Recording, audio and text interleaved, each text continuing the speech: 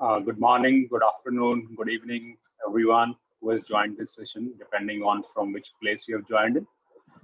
If you are looking for 5 easy security checks to keep your Salesforce data safe, this is the right place. I am Neeraj Garg, and I am the Chief Operating Officer at Aplusify. And what we will be talking today is how you can actually keep your data in your Salesforce org safe by maybe some 5 or 6 easy steps. So I think when we talk about any organization, right, we talk about the data, underlying data that is being stored in the system. And that data is something that is very valuable to us because it contains our members' data, our donors' data, about the staff data, right? So imagine a situation where that data is compromised.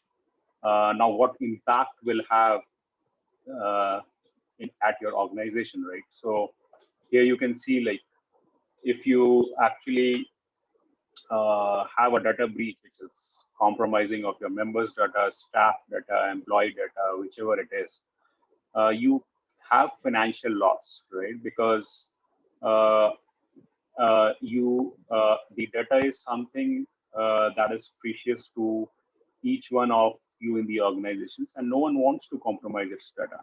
So according to the survey, cost of managing a data breach is approximately $221 per lost record.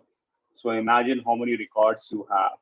And it's a major loss for any small association or uh, non-profit or any organization, because data is something that is precious to everyone. That is something that you don't want to compromise with, right? However robust your system is, you don't want to compromise your members and donors information with everyone. Similarly, if there is a data breach, you have to bring your systems down, which means there is an operational downtime, which actually means, obviously, which again results in financial loss because your users are not able to access your system. It's down. And obviously, if it's down, it's a reputational damage to you as well, because the system, any member or donor that actually joins your association is because of the reputation that you have. He believes in you, he believes in your systems. And if they find out that their data has been compromised, obviously they will not trust your system anymore, and they will be frustrated because that is their personal information. When I say personal information, it can be their first name, last name, phone number, social security number, maybe credit card information as well, right? Which is a big loss for everyone because that can fall in the hands of hackers, and they can use that information for creating financial loss for your members or maybe harassing them, right? So it's a reputational damage for your organization, and 33%, 33.5% of your members and donors generally take to social media to vent their anger. And if they take to social media, then everyone is watching, and it's obviously a big loss for your reputation.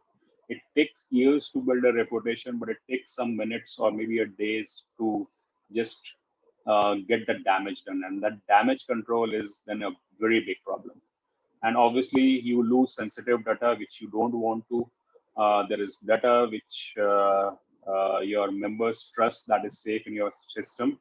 But when they realize that their sensitive data, which can be their email ID, maybe their documents stored, maybe their credit card information, so it's a huge impact, right? So most of the times, organizations see that their system is running fine, but what they forget is the underlying data that is being stored in their system. Is that actually being taken care of? Are there proper security measures that we have to uh, take care of that data so that we can avoid this data breach? So the next few slides, what we will do is we will try to understand the causes of data breach, how it happens, right? And what steps we can take as an organization or an association, right, to reduce this data breach or minimize the risk of data breach. So what are the causes? So there can be many causes, but what we have done here is listed down 5 main factors, right, that actually are the causes of data breach. The first and the foremost point is lack of security health checks. So, like I was talking in the previous slide, when you have a system, you make sure that it's up and running. You make sure that users are able to access it. The functionality that is there in your system is there. But one thing that we miss is how secure our system is. Now, how do we make sure that our system that we are running is secured and the data that it possesses cannot fall into wrong hands? For that, you need to do a security health check, which is going to tell you how secure your system is. In the next few slides, we'll tell you how you can actually run that security health check. But that is one of the main factors which all the organizations, or at least most of them, miss because they assume that their data is safe and it can never be compromised. And the second factor is single layer authentication. In most of the systems, if you see, there is just username and password to log in, right? Which is obviously good because you have one layer of authentication. But what if data phishing happens where that data which is being floated through internet is hacked, your user ID and password are hacked? Imagine a situation where the users are pulled to a different data phishing site where the username and password that they enter in the system is being hacked by the users. And so what will you do? Would that single layer of authentication actually capable of securing your data? Maybe we can understand that in the next few slides. Then in a typical landscape of an association or a non-profit, there is not just one system, right? You may have your Salesforce, you may have your AMS running, Ontiva or Salsa, or you may have your event app running. So there may be many systems that might be running in your system. And generally what happens is, since they are silo systems, which means that every system has its own username and password. And generally the passwords, if you don't make your users aware about keeping a strong password, every system will have a weak password. And as many systems, as many security loopholes, right? So separate logins for silo systems is something that is actually a data threat and which we should avoid. And we will let you know how to avoid it. Then in most of the cases, the data that is there, which is sensitive data like the first name, last name, your phone number, member's phone number, member's credit card information, member's date of birth, that just lies in plain format, right? So if imagine a situation where someone gets access to your database, then what will happen? He will just get all the information because it's not encrypted. When I say encrypted, it is in a format that is readable and anyone can read it. But if your data is encrypted, then the hacker will have to have a decrypt algorithm to get that required information, which he might not have. So it's always advisable to have data encrypted in your database. And the fifth and again, a very important point is we don't train our staff on having a data security knowledge. So we don't train our staff on how to keep the passwords, which passwords should be strong, which passwords can be weak, how to make sure that they don't get into data phishing attacks, how to make sure that they see that the site they are accessing is actually secured with an HTTPS and not HTTP. So that is something which we have to train our staff on, or maybe our members or donors on, so that they understand about data security. And this limited data security leads to a lot of loopholes, and people fall into these data traps. So we will see like how we can actually avoid these data breach by following some actions or maybe following certain steps, right? So the first and the foremost is multi-factor authentication. Like I told you, generally systems just have one user ID and password. They don't have multiple layer of authentication. So if someone hacks your user ID and password for your members, so it's always important to have an extra layer of security. It's like having two locks in your houses when you go out, right? So even if someone breaks into one, he has another, right? So you should have multiple layer of authentication. The more layers of authentication you have, the more secure your system is, right? So generally, Salesforce provides an authentication mobile app, which is called Salesforce Authenticator. Now that app actually gets installed on your mobile phone. So, and it gets synced with your software, right? So if you're using Salesforce or maybe you're using an AMS, it gets synced with your AMS or Salesforce. So what happens is, if you can see, when a user enters username and password, the app sends a notification to the user's mobile device, right? That there is a user who has logged into the system, so it will send a notification to the member's mobile device. The user will tap on that receive notification here, and then the authenticator app that has been installed, it will get enabled, and it will actually verify if the login is requested from the right user. So what you are doing is actually, even if the username and password is hacked by someone from a data phishing site, there is another level of authentication, which is very, very personal to you, because it's on your mobile app, and it's on your mobile, and it's you who has to authenticate that it is the right user, right? So even if someone hacks your user ID and password, they cannot get into the system and access your data, right? So it provides an extra layer to your authentication. Now, this is how MFA, multi-factor authentication, protects your data in the system. So generally, if you see, you've heard a lot about data phishing, where emails are sent by hackers to the targeted audience. So imagine a situation where an email has been sent by the attacker to your members or donors, right? Now, it's a very, very similar email which will have your uh, organization logo, same text, same everything. So your members or donors will think that it has actually come from a genuine source. So what will they do is they will actually click that email link. Now, as soon as they click that email link, it will not go to the actual association website or member login. It will actually go to a phishing website.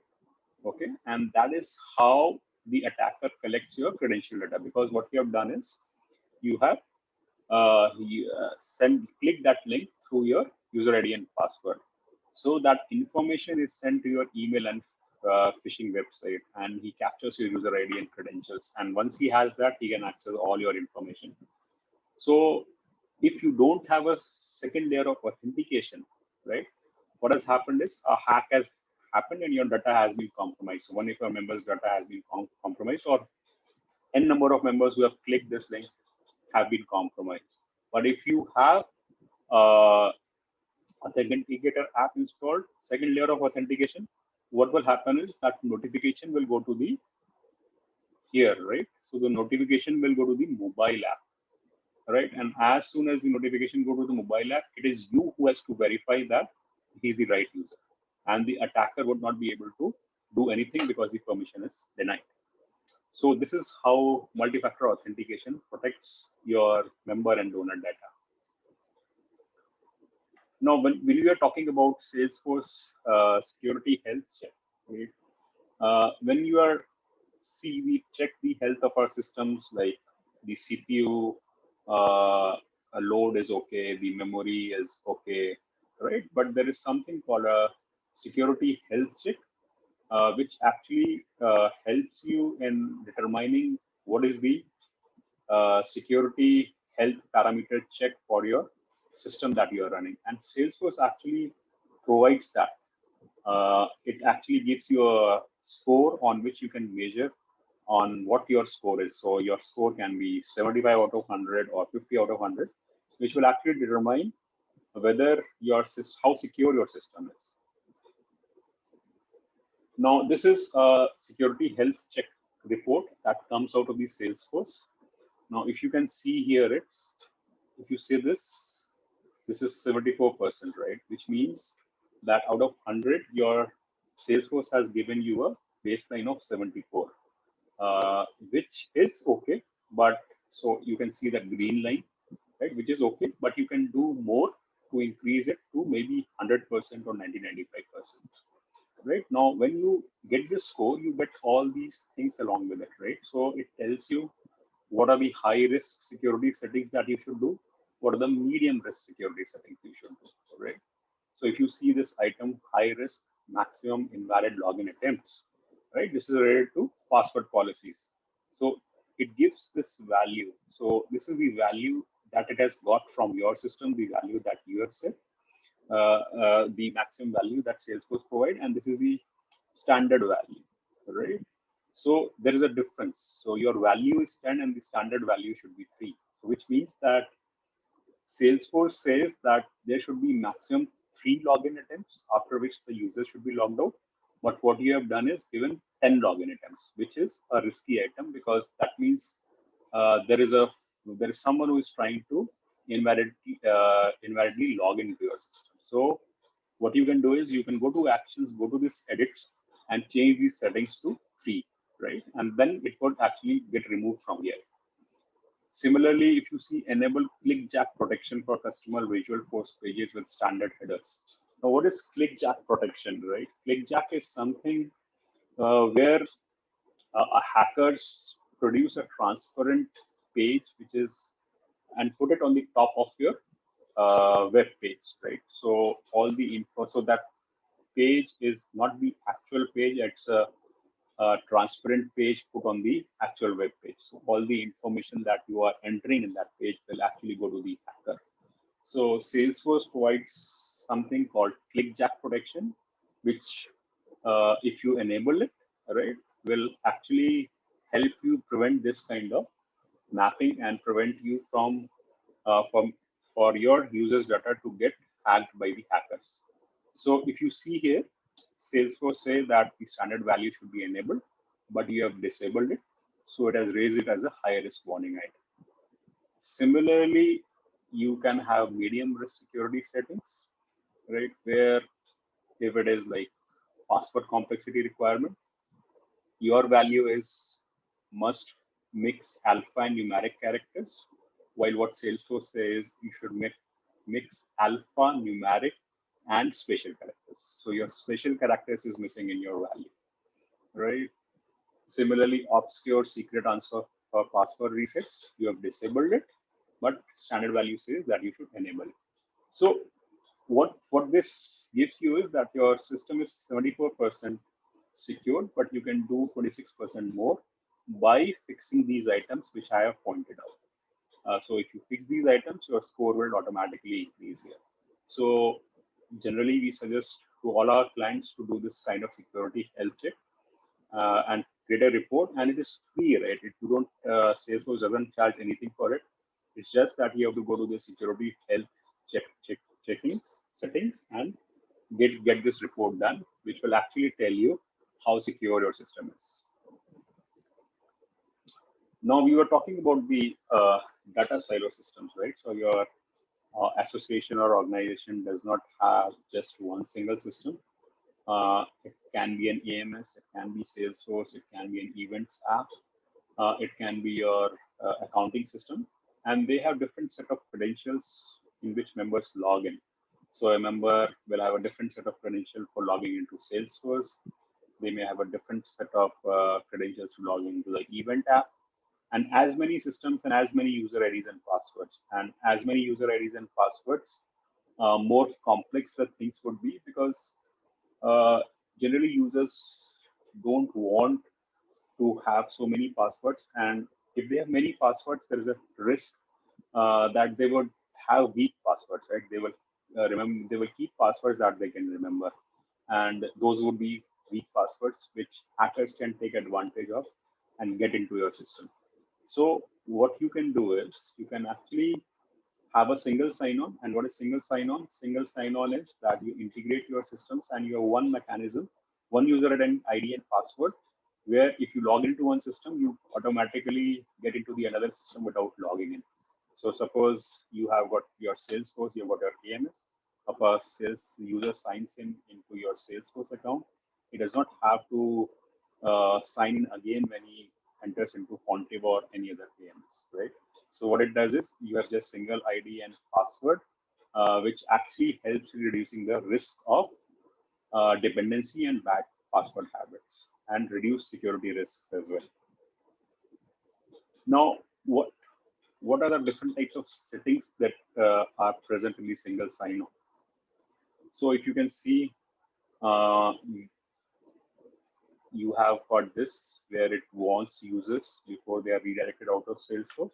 So if you click this box out here, what will happen is as soon as a user will go to a website which is not authenticated or which is outside of your org, it will throw a warning that you are trying to enter a website which is not secure and which is outside your Salesforce domain or your association domain, right? And that would actually maybe give an alarm to the user that I'm getting into a site, I'm getting out of the system, and he may prevent from going out, right? So this is something that helps you secure your system.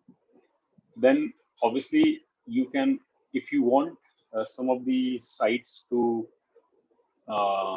trust, so if there are some sites you think are trusted, you can allow the trusted sites to be placed out here, right? So if you can see out here, you can allow URLs which you trust. So you can say that this is URL 1 which I trust, this is URL 2 which I trust. So as soon as you do that, user can freely move from one site to another without that warning.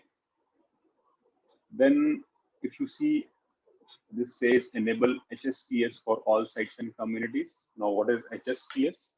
If you might have noticed in the browser, there is something called HTTP and then there is something called HTTPS, right? So sometimes these sites are not secured because or they have two versions of these sites. They have an HTTP version and they have an HTTPS version. S means they have got that security certificate installed, but sometimes your user just types HTTP and he enters into a site which is not secure. So what this feature does is enable HSTS is as soon as you enter HTTP, it will actually automatically redirect you to the security stuff or the HTTPS site, right, which is secure. All right, and here we've already talked about, we can add trusted URLs here, which you trust, and so that users can be redirected safely to these URLs. So these are the kind of settings which are very basic that you can actually achieve, and that would actually help in securing your system better. Then there are a lot of Salesforce security tools that are available, which you can use to provide an extra layer of security. And one of the tools which Salesforce provides is Salesforce Shield. Now, Salesforce Shield does a lot of stuff.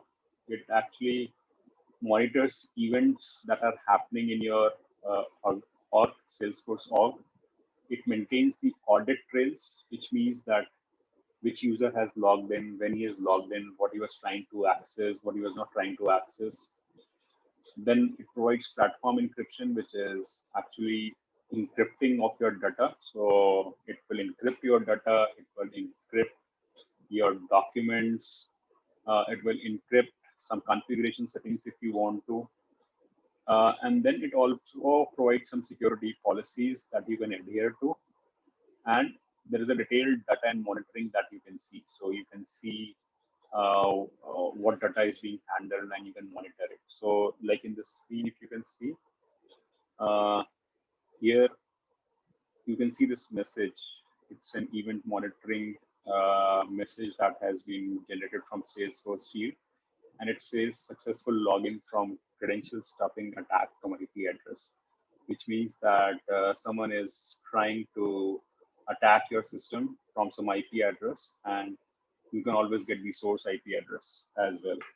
So if you get this kind of message, maybe your security team in place who are actually working can trace this IP and block this IP so that the attack can be stopped. So what the security tools do is actually prevent uh, prevent attacks to happen, right? So we always say that prevention is better than cure. So security tools do the same stuff. They prevent the damage before it actually occurs.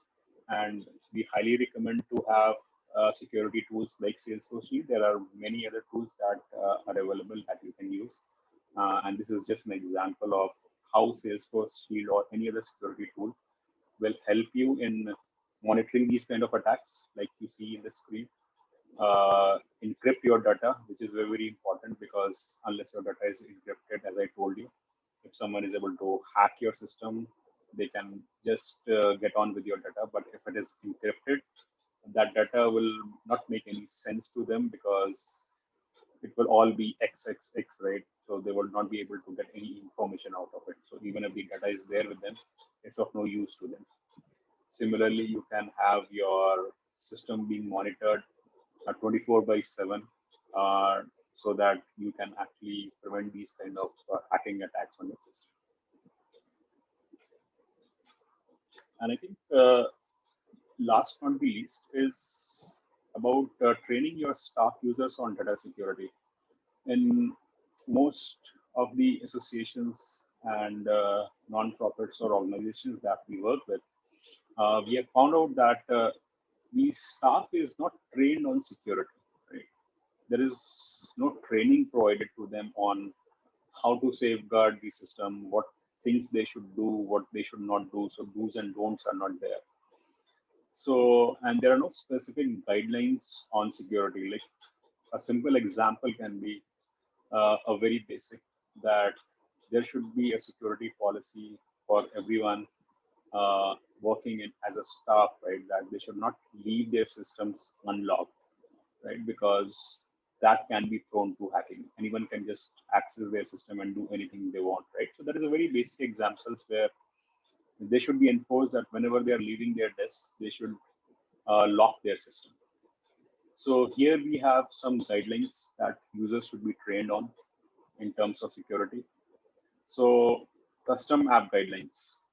Uh, so when your developers or your team that is working on Salesforce is creating apps, they should try to follow the security compliance that the Salesforce provides. They should follow that. If that they will follow that, I think half of the system will always be secured. Then you should have a security training for staff, like what is data phishing, how does that happen, how to make them aware that they should keep their passwords strong. It should be a mix of numeric, alphanumeric, and special characters, right? So that they don't fall prey to the phishing attacks. Similarly, it's very, very important to restrict the access to the users. You cannot give complete access to everyone as a user, right? So you have to define which user will have access to what. Like suppose all your live data or all your real data that is lying for your members and donors, that should be handled by your administrator, right? Only your admin person should have access to, so that he can view it. The rest of the users don't require that and should not be given that access. If you can restrict that access, that would keep your data safe, because otherwise what will happen is if it is unrestricted access, anyone can access it and they will share passwords, right? So it would become as a public data instead of a private data. Similarly, you should maintain password policies, make users aware that their systems can be hacked, and it's always good to have a strong password, which is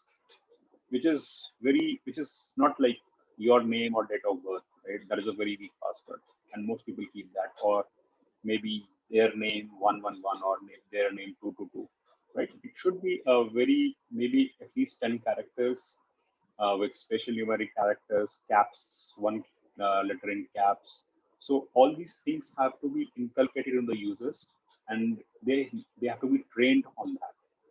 Similarly, phishing prevention readiness, where you should make them aware that how to recognize between a hacker's mail, a data phishing mail, and a original email, right? Like we talked about in the multi-factor authentication, like where a data hacker just sends an email, which is actually a data phishing email, and that captures your data. Similarly, I think you should encourage your members to install Authenticator app so that they have a second level of security. And I must tell you that Salesforce Authenticator app comes for free, right? It is not paid. You can get that app from App Exchange and install it on your systems, but you have to make the users aware why are you doing it, because users sometimes find it hard to understand why they need an extra level of security. So it's up to you to train your staff, train your members, train your donors that security is the prime responsibility of each and everyone, right? It cannot be just one's responsibility. It has to be everyone's responsibility. And I think it's good to tell them the consequences that will happen if their data is compromised. Sometimes users are not aware about the consequences if their data is compromised. And similarly, you should define user permissions. When I say user permissions, I mean there would be different types of staff in your organization or association. There may be someone who is a marketing head. There may be someone who is a marketing user. There must be someone who is a marketing executive. So everyone cannot have the same permission. Your marketing head may have access to certain things which your marketing executive cannot. So it's always good to sit and understand those user permissions and tell your IT team or whoever is handling your org to define those user permissions based on the requirement. And these user permissions have to be driven by the business. So train staff on everything that is related to security. Have monthly trainings, 3 monthly trainings, but they should happen because users generally forget once they are trained. So this has to come from the associations or organizations every time, right? Maybe in 1 month, maybe in 15 days, right? And you can give them a simple questionnaire, right? Once you have given them a training on what these things are, what these things are not. So having said all that, right? These are some of our recommendations that we give to our clients or our customers, which is actually a summary of what we have just discussed in the previous slides. So first and foremost, you should create awareness about data security in your organization and follow best practices, right? Now, those best practices should be Salesforce best practices, or you can hire a security consultant, right? If you think that there is a lack of that skill in your organization, maybe go for help outside and look for companies who can actually provide you that. But always follow best practices because security is first and foremost important, right? Uh, every other things comes as a second priority. Run periodic security health checks to ensure optimized performance, right? Like I told you, Salesforce provides you free security health checks, which you can do. It will help you identify what are the risk items that you are not catering to, and they're very simple items. Like we talked about the invalid login attempts number, right? Where someone has set it at 5, someone has set it at 10, right? Where the standard value is 3. So if you run that security health check, you will know what settings your admin has done. And it's always good to get that report from your administrator or whoever your Salesforce admin is, because that would actually help you understand how secure your system is. And I think that should come as a directive from the senior management because they should also be aware on how secure their system is, right? So those reports should circulate right from the top of the management till the bottom. Then obviously, as you know, Salesforce and AMS comes with at least 3 or 4 versions every year. So any team that is supporting your Salesforce should be updated with the latest security updates in all the Salesforce or AMS versions. They should know which patch has come, which patch has not come. So they should be aware about it. Then as we talked about, we should use security tools for continuous monitoring and protection of member donor data, like Salesforce Shield, because what these tools do is prevent uh, data threats from happening, right? So we don't want something to happen and then we do damage control. We have to prevent it at a initial level only, where you can actually find out ways on how to make your system more secure, or maybe prevent any hacking attack, like we talked about, identifying security threats through different IPs and just blocking them. And then, obviously, as I told you, if you don't think you have that required security expert in your team, always take help from the Salesforce consulting companies who can leverage best practices. So there is no shame in asking for help, because security is something that should be on the priority list of your organization, right? So if your data is not secured, I think anything that you do with the system, it does not make sense, because people will not trust your system if their data is not secured, because data is everything is about data, right? That is getting stored in your system, and if that is something that is precious, right, we should have ways to protect it in whatever way we can, right? If we have to spend extra money on it, we should do it, rather than spending money when we have lawsuits, people suing us, or reputational damage from members and donors. So if we can prevent that from happening before that, that is something we should do. So that takes us to the end of the presentation. So any questions you have in terms of how to keep your data secure, or how to increase the security measures in your organizations, feel free to mail us at weecare@aplusify.com, or call us at 888-683-8281.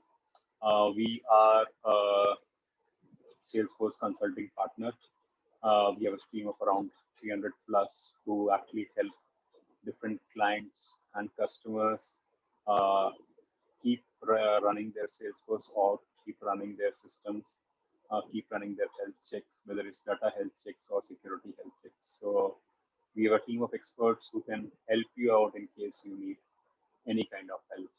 And we regularly do these kind of educational webinars to everyone, so that they understand the importance of different things in Salesforce, different things in AMS, and that actually helps everyone in sharing, right? So any questions, feel free to ask. And let me check if we have any kind of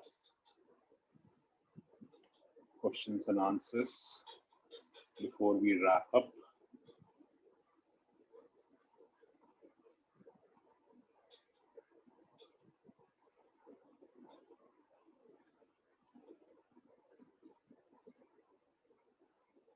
No, I think so. I think that's all we have for today. Have a great evening, and you feel free to connect us whenever you want to for all the help you need. Thank you so much, everyone. Good night. Bye bye.